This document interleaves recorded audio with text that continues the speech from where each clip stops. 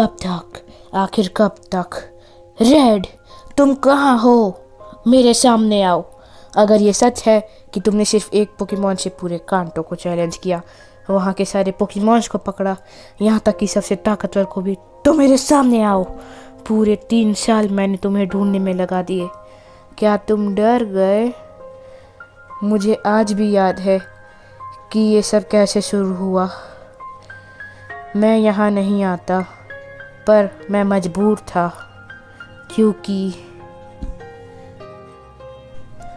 मैं जोटो के न्यूबाग टाउन का एक मामूली सा लड़का था जिसे पोकेमॉन से प्यार था, और मैं अपना ज़्यादातर वक्त पोकेमॉन्स के साथ खेलने में और अपने दोस्तों के साथ पोकेमॉन बैटल करने में बिता देता। एक दिन मैं हर दिन की तरह अपने बेड से उठा तो मेरी मॉम ने कहा कि प्रोफेसर एम तुमसे मिलना चाहते हैं। मैं तुरंत भागता हुआ उनकी लैब में गया। मेरे साथ वहाँ सिल्वर भी आया हुआ था। सिल्वर मेरा बचपन का राइवल है। प्रोफेसर एल्म ने कहा कि वो प्रोफेसर ओक के एक नए इन्वेंशन पोकेडेक्स को हमें देना चाहते हैं, और वो चाहते हैं कि हम उस पोकेडेक्स को फिल करें। मैंने उनका कहा मान लिया।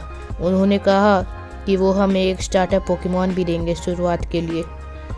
उनके पास 3 स्टार्टर पोकेमॉन थे, जैसे कि जोटो रीजन में मिलते हैं, सिंडाक्विल, टोटोडाइल और चिकोरिटा। मैंने उसमें से सिंडाक्विल को चुना क्योंकि उसके आँखों में मुझे एक अलग सा ही ऑरा महसूस हुआ।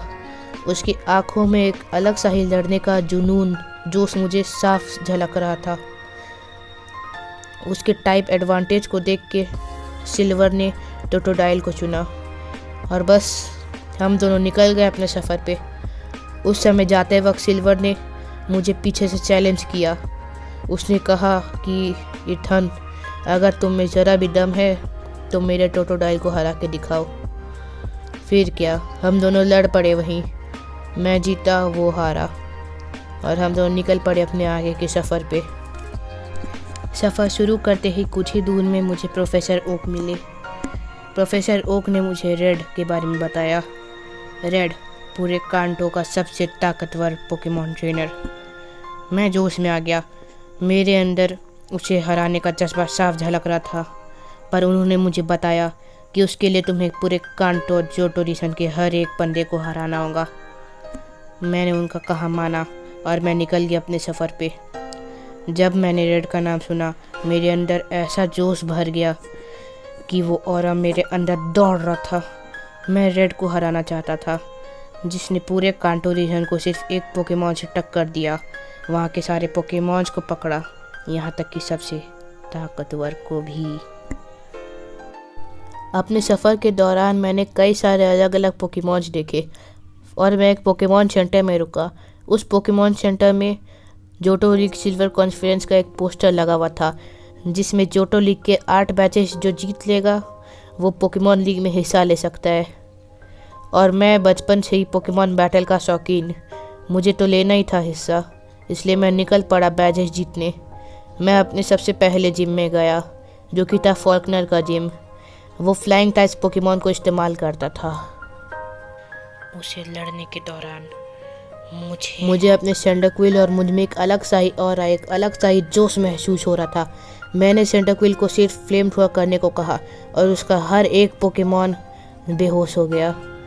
मैं बहुत आसानी से जिम बैच जीत गया। मुझे खुद पे यकीन नहीं हो रहा था, पर फिर करना क्या था। मैं आगे चल पड़ा अपने सफ़र पे।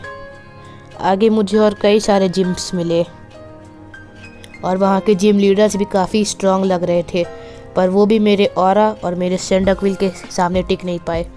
सफ़र के दौरान मैंने कई पोकेमॉन्स पकड़े। वायलेट सिटी से फॉल्कनर को, अजेलिया टाउन से बग्जी को, दोनों को मैंने हरा दिया। उसके बाद मैं गोल्डन रॉड सिटी गया। वहाँ पे जिम लीडर विटनी ने अपना मिलटैंक निकाला। मिलटैंक का रोल आउट अटैक बहुत पावरफुल था, पर तब भी मेरे सेंडाक्विल ने उसे इतनी बुरी तरह हराया कि वो पोकेमॉन सेंटर उसे ले जाना पड़ा। उसके बाद मैं एग्रोटिक सिटी गया। वहाँ पे मोटी के घोस्ट टाइप पोकेमॉन से लड़ने के दौरान मेरा सेंडाक्विल क्विलावा में इवॉल्व हो गया। मैं बहुत खुश था, पर जैसे वो इवॉल्व हुआ उसके अंदर का ऑरा इतना ज़्यादा बढ़ गया कि उसने सारे पोकेमॉन्स को पछाड़ दिया। उसके बाद मैं ग्लेनवुड सिटी गया जहाँ का जिम लीडर चक था। चक से भी मैं लड़ा पर चक बहुत स्ट्रांग था। चक के पास एक पॉलीरैट था जो कि मेरे से टाइप एडवांटेज रखता था, पर शायद वो भूल गया कि मेरे पास सिर्फ एक क्विलावा नहीं है। मैंने अपने एम्फरोस को बाहर निकाला और उसे तुरंत पछाड़ दिया। फिर मैं ओलिवाइन सिटी गया। वहाँ पे जिम लीडर जैस्मिन ने अपने स्टील टाइप पोकेमॉन को भेजा, पर मेरे क्विलावा ने उसे इतनी बुरी तरह पछाड़ा कि उसे भी अपने पोकेमॉन्स को पोकेमॉन सेंटर ले जाना पड़ा और वहीं मेरा क्विलावा टाइफ्लोजन में इवॉल्व हो गया। फिर मैं महागुनी टाउन में प्राइस से लड़ा। प्राइस के आइस टाइप पोकेमॉन कुछ कम नहीं थे, वो चैलेंजिंग लग रहे थे, पर मेरे सेंडाक्विल के सामने वो भी नहीं टिक पाए। फिर मैं ब्लैकथॉर्न सिटी गया। ब्लैकथॉर्न सिटी में मेरा मुकाबला क्लेयर से हुआ। क्लेयर के ड्रैगन टाइप पोकेमॉन्स काफ़ी स्ट्रॉन्ग थे, पर मेरे टाइफ्लोजन ने सबको एक एक करके पछाड़ डाला, चाहे वो ड्रैगन टाइप हो, चाहे इलेक्ट्रिक टाइप, चाहे वाटर टाइप। कोई भी पोकेमॉन मेरे टाइफ्लोजन के सामने टिक नहीं पाता था। उसके बाद मैं एलीट फोर से लड़ने गया। मैं गया जोटो लीग सिल्वर कॉन्फ्रेंस में, पर मुझे पता चला कि वहाँ एलीट फोर को चैलेंज करने के लिए मुझे और भी कई ट्रेनर्स को हराना होगा। वहाँ करीब 200 के आसपास ट्रेनर्स आए थे। मैं सिर्फ टाइफ्लोजन को इस्तेमाल करके मुकाबले जीतते गया और आखिरकार मैं एलीट फोर तक पहुँच गया। वहाँ मुझे सामने चैलेंज करने के लिए एलीट फोर में से एक करीन दिखी। करीन जोटो लीग की एलीट फोर थी। करीन डार्क टाइप पोकेमॉन्स का इस्तेमाल करती थी। उसने अपने हाउंडूम को बाहर निकाला जो कि फायर और डार्क टाइप था। मैंने अपने टाइफ्लोजन को तुरंत बाहर निकाला। मैंने टाइफ्लोजन से फायर पंच करने को कहा और हाउंडूम कमज़ोर हो गया था। उसका हाउंडूम भी कुछ कम ताकतवर नहीं था। उन्हें अंडर एस्टिमेट करना सही नहीं था क्योंकि वो लोग काफ़ी स्ट्रॉन्ग थे, पर इतने स्ट्रॉन्ग नहीं कि मेरे टाइफ्लोजन से निपट सके। मेरा टाइफ्लोजन ओवर पावर्ड हो गया था एकदम। टाइफ्लोजन को संभालना मेरे बस के भी बाहर होता जा रहा था, पर मैं उसे संभाल ले रहा था। मैंने करीन को चुटकी बजाते ही हरा दिया और उसके बाद जो अगला एलीट फोर मुझे मिला वो था ब्रूनो। ब्रूनो से मैं पहले भी एक बार मिल चुका था अपने सफ़र के दौरान। ब्रूनो फाइटिंग टाइप पोकेमॉन्स का इस्तेमाल करता था। वो काफ़ी ताकतवर था, पर मैंने उसे भी तुरंत हरा दिया। उसे हराने में मुझे ज़्यादा वक्त नहीं लगा।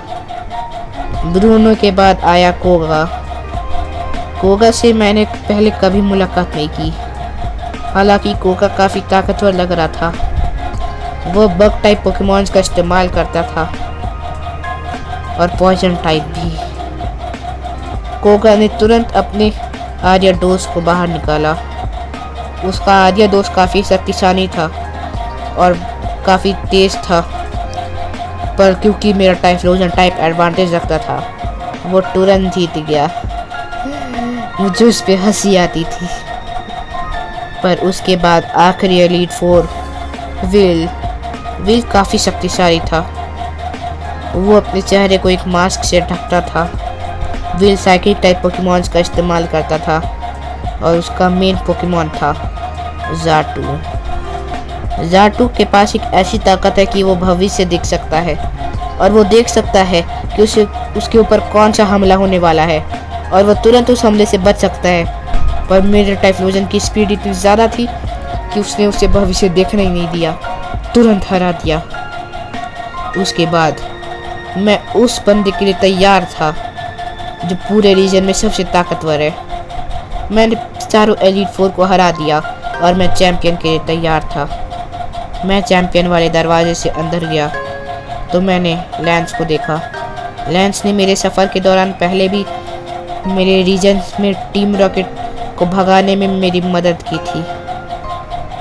लैंस काफ़ी शक्तिशाली था जहाँ तक मैंने पहले उसे देखा था, पर अब मुझे नहीं पता कि वो और कितना शक्तिशाली हुआ होगा।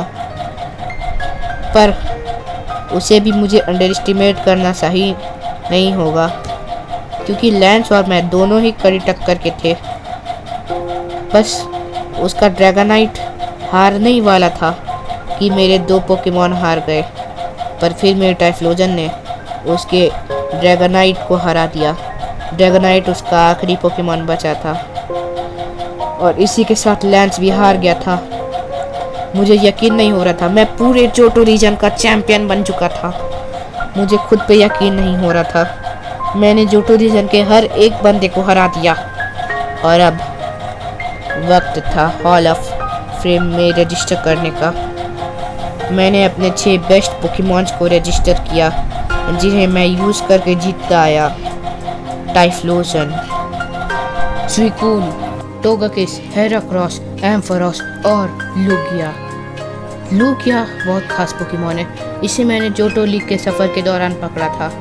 इसे टीम रॉकेट कैप्चर कर रही थी और इसके बच्चे को भी। तब मैंने इसे बचाया। इसके बच्चे ने कहा कि वो मेरे साथ आना चाहता है। मैंने इनकार नहीं किया और उसे अपने सफ़र पे ले लिया, पर मैंने उसे कभी इस्तेमाल नहीं किया। सफ़र के दौरान वो बड़ा हो गया और बड़ा लुगिया बन गया और जोटो लीग के दौरान मैंने उसे पहली बार इस्तेमाल किया और पहली बार में उसने धूम मचा दी। अब जब मैं जोटो लीग जीत चुका हूँ, मैं जा रहा हूँ अब कैंटो।